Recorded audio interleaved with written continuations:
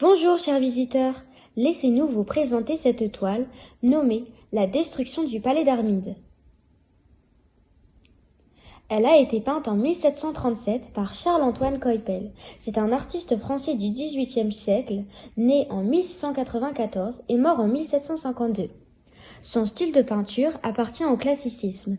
C'est un mouvement culturel, esthétique et artistique qui s'inspire de peintures antiques, théâtrales et historiques.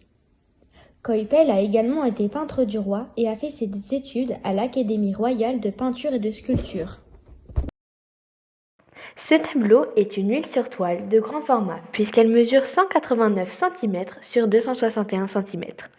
Les éléments de cette peinture sont disposés de façon à ce que l'on voit en premier la femme, chevauchant un dragon qui rappelle les animaux fantastiques de la mythologie gréco-romaine. L'aviez-vous remarqué ? Les couleurs de ce tableau sont froides et claires. On peut surtout y retrouver du jaune, du bleu clair, du blanc, du brun et du rouge. Vous avez de la chance.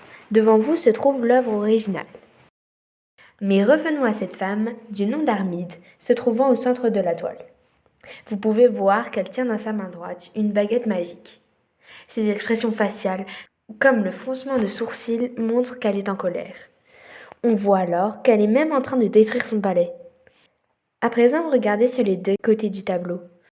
Il y a des créatures ailées, adultes et enfants, portant des débris du château qui tombe en ruine. Il y a aussi des fleurs de toutes les couleurs qui recouvrent les colonnes du palais. Les fleurs auraient pu être rajoutées pour montrer la paix et adoucir le tableau qui montre la guerre pour la destruction du palais. Tous deux sont des sujets totalement différents. Avez-vous remarqué qu'en bas à droite de la toile, il y a un aimant de décoration murale bleu et à la bordure dorée ? Dessus, nous pouvons voir les initiales A et R, celles d'Armide et de Renaud, son ennemi dont elle est tombée amoureuse. Elle l'aurait retenu prisonnier dans son palais, sur une île, mais deux amis de Renaud ont réussi à la sauver. Armide, qui est une magicienne, furieuse, détruit alors son palais avec sa baguette magique.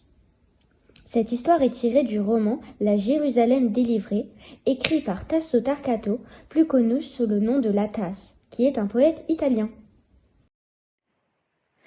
Nous avons choisi de vous présenter cette œuvre car elle nous a beaucoup plu par rapport à son imposante taille, la disposition des éléments, la place centrale d'Armide qui domine sur tout le tableau, le contraste entre les colonnes détruites et la lumière en arrière-plan. Merci de nous avoir écoutés et passez une bonne visite.